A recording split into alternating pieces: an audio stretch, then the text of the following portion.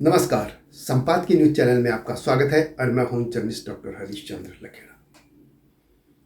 उत्तराखंड के पूर्व मुख्यमंत्री हरीश चंद्र सिंह रावत, जिन्हें हरीश रावत या प्यार से हरदा के नाम से जाना जाता है, अभी 27 अप्रैल को उनका जन्मदिन था। 75वें वर्ष में, यानी वे 75 वसंत देख चुके हैं और हम चाहते हैं, हमारी ईश्वर से कामना है कि वे सताई हो, स्वस्थ रहें और प्रदेश की और देश की पहले की तरह सेवा करते हैं। इसी बहाने मैंने सोचा कि रावत जी के बारे में कुछ चर्चा कर ली जाए, क्योंकि कुछ ऐसे पहलू हैं जो संभवतः लोग नहीं जानते होंगे या रावत जी तक कोई बातें नहीं पहुंची हो, जो लगता है एक जर्नलिस्ट के नाते मुझे उन तक पहुंचानी चाहिए। दिल्ली में मैं 90 के दशक में आ चुका था और जर्नलिज्म में भी आ चुका था। मुझे याद है कि ये विशंबर दत्त मार्ग है, वहाँ पे हरीश रावत रहते थे। उन दिनों मैं एक छोटे से अखबार में काम कर रहा था, जनसत्ता में आने से पहले। उसमें एक कॉलम था कि सांसदों का हम उसमें इंटरव्यू करते थे। चूँकि पहाड़ का हूँ मैं, तो जाहिर है कि मैंने, होता है पहाड़ के लोगों के इंटरव्यू कर लिया जाए, अपने क्षेत्र का भी करते, वैसे मैं पूरे देश भर के करता था। तो मैंने रावत जी के यहाँ फ़ोन मिलाया था और न टाइम मांगा था। वो अगले दिन मुझे संभवतः सुबह 9-10 बजे या 11 बजे ऐसे कुछ टाइम था, 10 बजे के आसपास होगा, मुझे टाइम मिल गया था और मैं टाइम पे पहुंच गया था। जैसे मैं उनकी कोठी थी वहाँ पे, वो गेट पे पहुंचा तो एक गेट पे एक छोटा सा होता है जैसे सिक्योरिटी गार्ड के लिए रहने पे, वहीं पे मैं पहुंचा तो एक सज्जन थे, फ़ोन पे बात कर रहे थे। मैंने उनको कहा कि मैं अपना परिचय दिया कि मैं हरीश लखेड़ा हूँ और मुझे हरीश रावत जी से मिलना है, उनका इंटरव्यू करना है। तो उस सज्जन ने कहा, जो बैठे थे उन्होंने, कि आप सामने चेयर लगी है, वहाँ बैठिए। वहाँ बहुत से लोग घूम रहे थे, बैठे थे। मैं भी चले गया, एक चेयर पे बैठ गया। मुश्किल से 4-5 मिनट बाद ही वहाँ पे वही सज्जन आ पहुँचे और उन्होंने कहा कि मैं हरीश रावत हूँ। तो उन दिनों चूँकि अखबारों में इस तरह की खबरें भी नहीं आती थी, न फ़ोन थे, न सोशल मीडिया था, तो मैंने उनको देखा नहीं था, मैंने उनके फ़ोटो।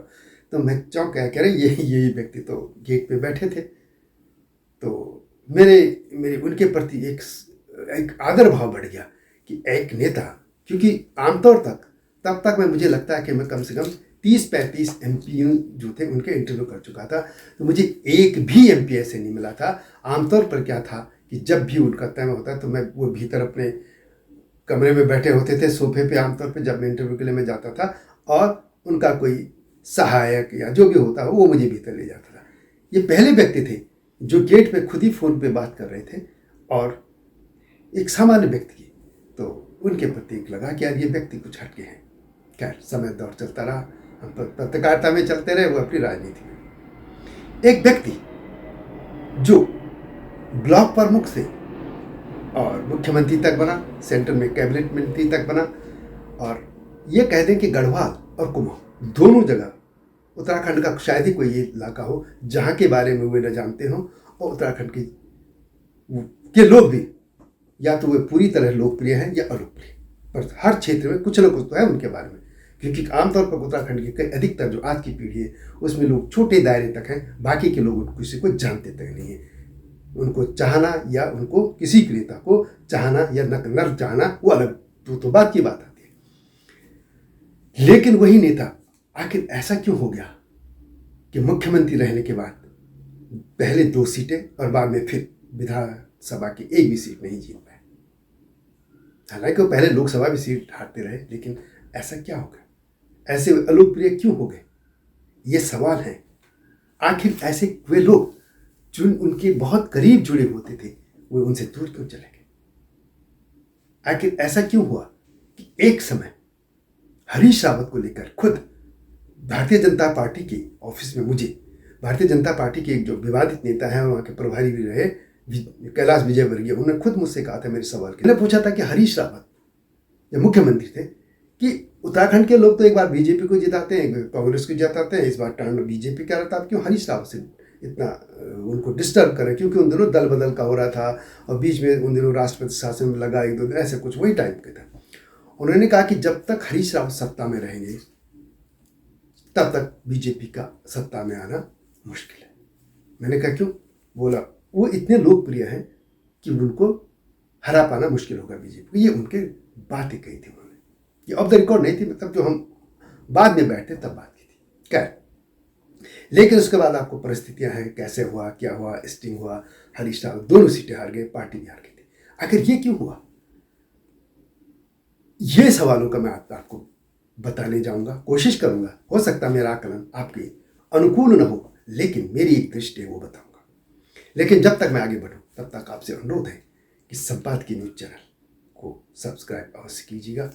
और हिमालय लोक भी चैनल है जो हिमालय सभ्यता पर मैं काम कर रहा हूँ एक मिशन के तौर पर, उसको भी अवश्य देखिएगा, सब्सक्राइब करिएगा। तो हरीश रावत, तो रावत जी के बारे में बताते हैं कि रावत जी, हरीश रावत उत्तराखंड में एक अकेले नेता हैं अब जो कांग्रेस की पुरानी परंपरा को अभी चला रहे। कांग्रेस के पुराने लोग कैसे थे, आज की बात नहीं कर रहा हूं। कांग्रेस के वे लोग थे जिनके दरवाजे पर कोई भी आ सकता था, कभी भी आ सकता था, और उनके काम हो ना हो, लेकिन उनके दरवाजे पर ना नहीं होता था। हरीश रावत के यहाँ भी आज भी यही है। हरीश रावत के यहाँ कोई भी कभी भी जा सकता है, और हरीश रावत की सबसे बड़ी कमजोरी मुझे लगता है यही है कि वे किसी को ना नहीं कह सकते। जैसे भारतीय जनता पार्टी के लोगों के लिए कहा जाता है, कई अधिकतर, अब मैं अगली वीडियो जब आएंगे उनकी बताऊंगा कि वे सीधे ना बोल देते हैं। वैसे लगता है कि ये आज के ज़माने में यही ठीक है कि ना बोल देना चाहिए, लेकिन हरीश रावत किसी को ना नहीं बोलते। संभवतः ये ना कहने की प्रवृत्ति से क्या हुआ, क्योंकि हर किसी को हाँ बोलते गए, हाँ बोलते गए, और जिनको हाँ बोलो गया वे लोग सपने पालते रह गए, हाँ मेरा काम होगा, और को काम नहीं हुआ। ऐसा नहीं कि हरीश रावत काम नहीं करते थे। जब वो मुख्यमंत्री नहीं थे तो लोगों के लिए उन्होंने बहुत से उनकी मदद की, से काम किए, जो भी पॉलिटिकल आदमी कर सकता है। लेकिन ऐसा क्या हुआ कि मुख्यमंत्री बनने पर, आखिर जब वे मुख्यमंत्री पद से रिटायर हुए, तो कहते हैं सत्य फिगर अलग हो सकती है, लेकिन कहते हैं कि 70-75 ऐसी पोस्ट थी जिन पर वे अपने लोगों को रख सकते थे, लेकिन उन्होंने रखा छोड़ के, और फिर वो भारतीय जनता पार्टी ने रखे थे। एक सिंपल उदाहरण है, जैसे सूचना आयुक्त नहीं कर पाए, जो भी कारण रहे हो, लेकिन मुख्यमंत्री थे, नहीं कर पाए, और भी थे। तो इस तरह की और चीजें थी। तो खैर बात करते हैं संजय गांधी के जमाने की। हरीश रावत संजय गांधी के बहुत करीब थे। संजय गांधी यदि जिंदा होते तो इस भारत का भी नक्शा कुछ और होता। वो दबंगी से डिसीजन लेने वाले थे, और हरीश रावत भी दूसरी थे। परंतु जो भी हो, उन्हें अपने संघर्ष से आए। हरीश रावत पहली बार ब्लॉक प्रमुख बने थे। वैसे कहते हैं कि वे पहले कोई व्यापारी संघ का उसके भी नेता रहे, ब्लॉक प्रमुख बने, और संजय गांधी के आने के साथ ही, उनके साथ आने से इंदिरा जी की उन पर नजर लग पड़ी, और उनको सांसद के लिए टिकट मिल गया, और वे जीते भी। और एक नेता देखिए जो सांसद भी रहा, पहले पार्टी उसमें देखे, पार्टी में वो ब्लॉक स्तर पर काम करते रहे, गांव के दाम पे। ये भिकिया सैन के पास उनका गांव है, अल्मोड़ा में। अब वो ब्लॉक प्रमुख रहे, उसके बाद सीधे एमपी बने, विधायक भी बने, और एमपी भी, दोनों सदनों के, लोकसभा भी, राज्यसभा। ऐसे मौके बहुत कम लोगों को मिलते हैं। और पार्टी संगठन की बात करें तो वे जिला अध्यक्ष भी रहे, स्टेट प्रेसिडेंट, उत्तराखंड के कांग्रेस प्रेसिडेंट भी रहे, और पार्टी में महासचिव भी रहे हैं, और हैं अभी। और इसके अलावा कांग्रेस सेवा दल के सुप्रीम भी वही रहे। हालांकि उसके जो चेयरमैन संभवतः होते हैं, अध्यक्ष, वो कांग्रेस प्रेसिडेंट होते हैं, तो दूसरे नंबर माने अध्यक्ष वही थे। तो इतनी सारी पोस्ट उनको मिली। और पद के मामले में देखिए तो वो सेंटर में एमओएस भी रहे, कैबिनेट मंत्री भी रहे, और स्टेट में मुख्यमंत्री रहे। अब कौन सा पद है जो हरीश रावत नहीं रहे? कहते हैं कि एक बार इंदिरा गांधी के साथ, प्रधानमंत्री थे इंदिरा गांधी जी, उनके साथ हेलीकॉप्टर में भी गए थे, कुछ वही खुद बताते थे किस्सा। तो यानी वो इनके इतने निकट थे। जब वे सेंटर में नरसिंह राव के जमाने में वो इनके बहुत खास माने जाते थे, और 36 के आंकड़े जो भी रहे हैं, लेकिन वे नरसिंह राव के खास माने जाते थे। और बाद में जब ये सभी कांग्रेस दोनों एक साथ हो गई थी, तिवारी कांग्रेस, सोनिया गांधी जब अध्यक्ष बनी, तो फिर सोनिया गांधी के खिलाफ जो चुनाव लड़ा था कांग्रेस प्रेसिडेंट का था, वो था जितेंद्र प्रसाद। ये जितेंद्र प्रसाद के भी खास माने जाते थे। और उनका खास होने का इनको लंबे समय तक खामियाजा भुगतना पड़ा। पहले वे मुख्यमंत्री तिवारी बन गए, जबकि ये माना जाता है कि मरी हुई कांग्रेस को सत्ता में लाने का श्रेय हरीश रावत को जाता था। और दूसरी बार भी विजय बहुगुणा बाजी मार गए। अंत तक खैर जो हुआ वो मुख्यमंत्री बने। इसके अलावा एक और चीज है, वे मिलनसार हैं, किसी के भी कंधे में हाथ डाल देंगे। नेताओं से लोग यही एक्सपेक्ट करते हैं, यही अपेक्षा करते हैं। उनके दिल्ली में जो भी वो रहा, जिस भी घर में मैंने उनका रहा, जो घर रहा उनका, या जहां भी वो रहते थे, जिस कोठी में, 24 घंटे दरवाजे खुले थे। ये उत्तराखंड के नेताओं को समझना चाहिए। कोई भी उनके यहाँ जा सकता था। उनके लिए अतिथि गृह जैसे वहाँ बैठते थे, चाय पानी उनको दूर दराज से लोग मिलने आते थे। एक और, जितने वे उत्तराखंड के लिए जानते थे, उत्तराखंड के लोगों से संपर्क थे, वैसे प्रवासी जो लोग हैं उनके साथ में उनके वैसे संबंध रहे। बहुत कम लोग ऐसे, खासतौर पे आज के मुझे लगता है कि 5 और 3 8 हमारे एमपी है वहाँ पे, लोकसभा राज्यसभा, लेकिन एक भी एमपी के ऐसे दरवाजे नहीं खुले होते। और एक एमपी ने तो खास मुझसे कहा था कि मैं पसंद नहीं करता कि उत्तराखंड के लोग उनके घर पे है। अभी भी है एमपी, फिर कभी नाम बता दूंगा, कभी मौका मिलेगा तो खैर। हरीश रावत के यहाँ कोई भी आ सकता है, मिलेगा। बस मैंने एक ही कहा, मैं एक उल्लेख करूंगा, सुंदरलाल बहुगुणा जी जो महान हमारे पर्यावरणविद रहे हैं, महान विभूति है उत्तराखंड के, उनके पुत्र हैं राजीव नयन बहुगुणा। उनके एक पोस्ट में पढ़ रहा था, उन्होंने लिखा कि हरीश रावत होम्योपैथी की मीठी गोलियां बांटते रहे, उससे कोई ठीक ना हो या हो, यह अलग बात है। तो वाकई में हरीश रावत जी जो है वो होम्योपैथी की गोलियां हर किसी को बांटते रहे, मीठी लगती थी। और यही उनका रहा कि आज जो है बहुत से उनके लोग जो करीब थे उनसे कट गए। जब तक मैंने कहा कि वो सत्ता में नहीं थे, एक एमपी थे या दिल्ली में भी मंत्री रहे, तब तक वे लोगों के काम करते रहे। लेकिन जैसे ही मुख्यमंत्री बन गए, ये समझ नहीं आता क्या तो उनके सलाहकार कैसे थे, या ईश्वर कैसी मति दे देता है, या परिवार में कोई ऐसा था उनका एडवाइजर जो हर काम पे उनके कलम को रोक देता था। इसकी एक तो बड़ा कारण था कि वे हर किसी को गोली देते रहे, मीठी गोली होम्योपैथी की, और काम नहीं किए। और जिनको उन्होंने मीठी गोलियां दी वे लोग तो सपने बुनते रहे, और जब वो सपने टूटे हरीश रावत के तो वे दूर चले गए। उनके आंसुओं की, उनके मन की पीड़ा को, व्यथा को हरीश रावत नहीं समझ पाए। संभवतः एक कारण तो हरीश रावत का जो लगातार विधानसभा में नहीं हार जीत पा रही था।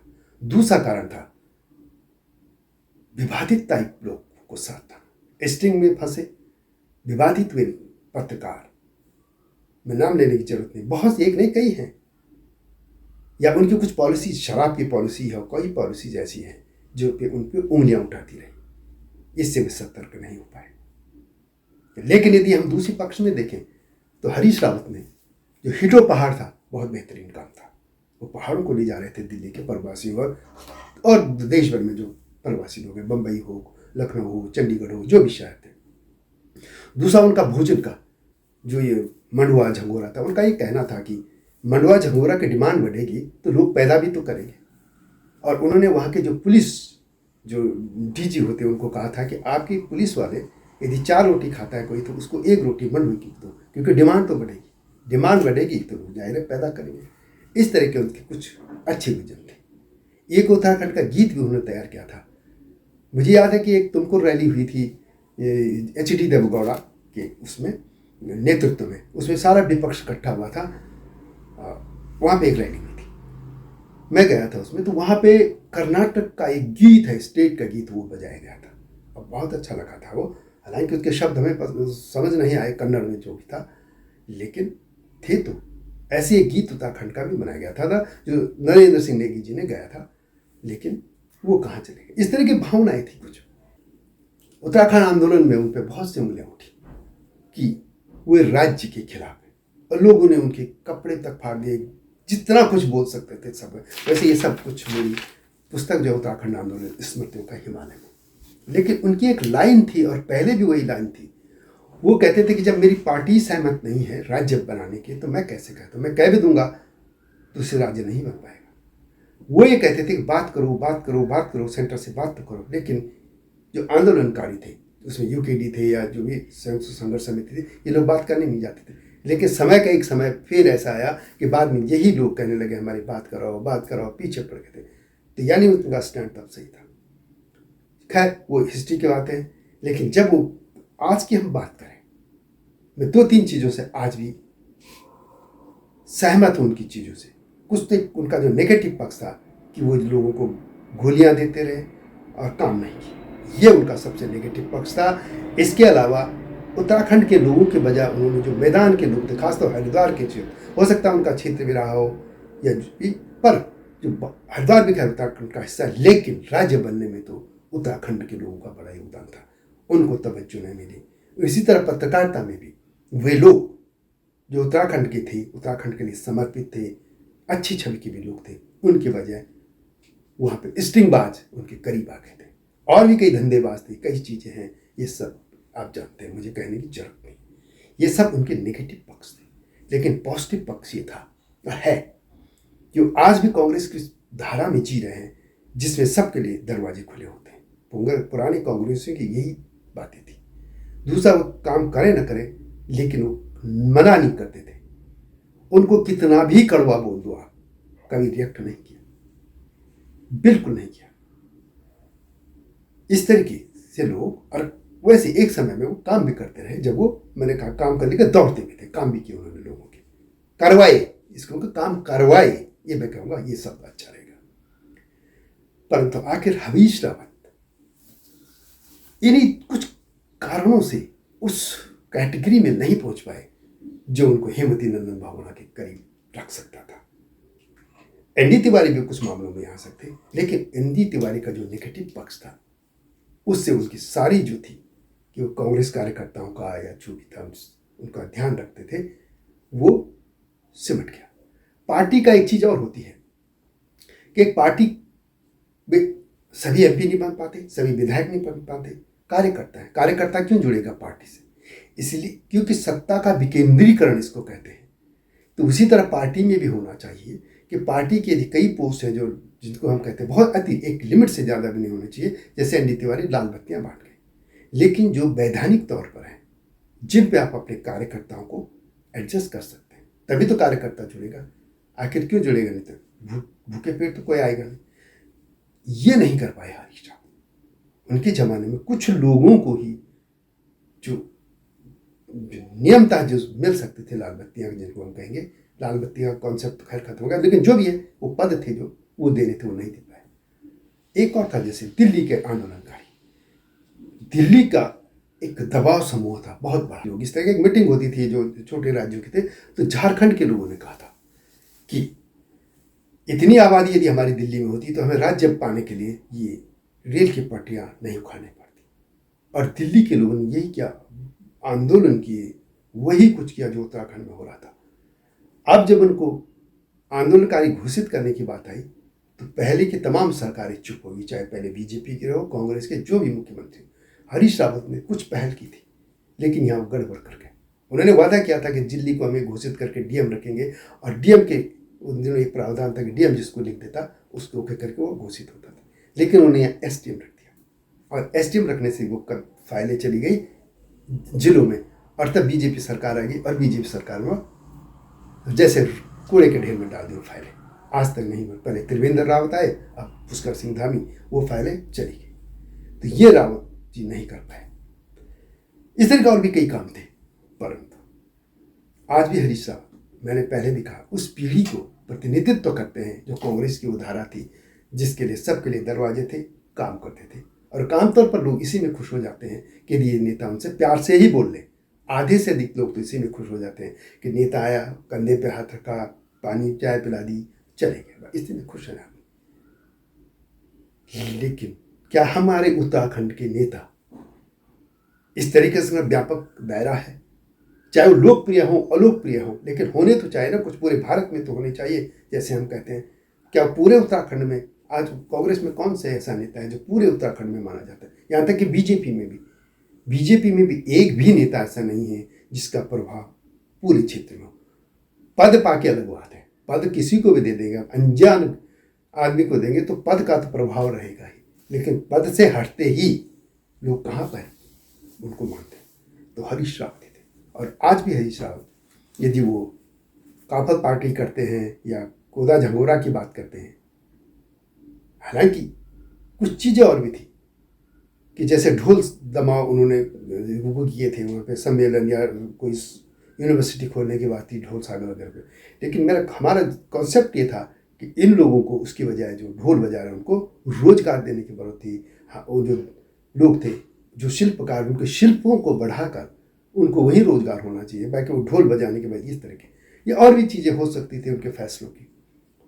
परंतु उत्तराखंड के नेताओं को एक चीज़ तो हरीश रावत जी से सीखनी चाहिए कि कैसे कार्यकर्ताओं के साथ या अपने लोगों के साथ मिला जाता है। उनके दरवाजे खुले रखे जा सकते हैं, आप उनको मिलना चाहिए, काम हो ना हो लेकिन मिलिए जुलिए, उनसे बातें सुनिए, उनके साथ बैठिए, उनके साथ टाइम बिताइए और पूरे स्टेट को घूमिए, पूरे स्टेट के लोगों से मिलिए, इस तरह के काम। लेकिन उनके जो नेगेटिव पक्ष थे उनको भी देखिए कि बहुत ज़्यादा मीठी बोली मत दीजिए, रैकेटियस से जरा दूर रहिए, स्टिंगबाज टाइप लोगों से दूर रहिए, और जो पहाड़ के लोग हैं उनको तो तवज्जो दीजिए, बाहर के लोगों को तो आप मिलेंगे।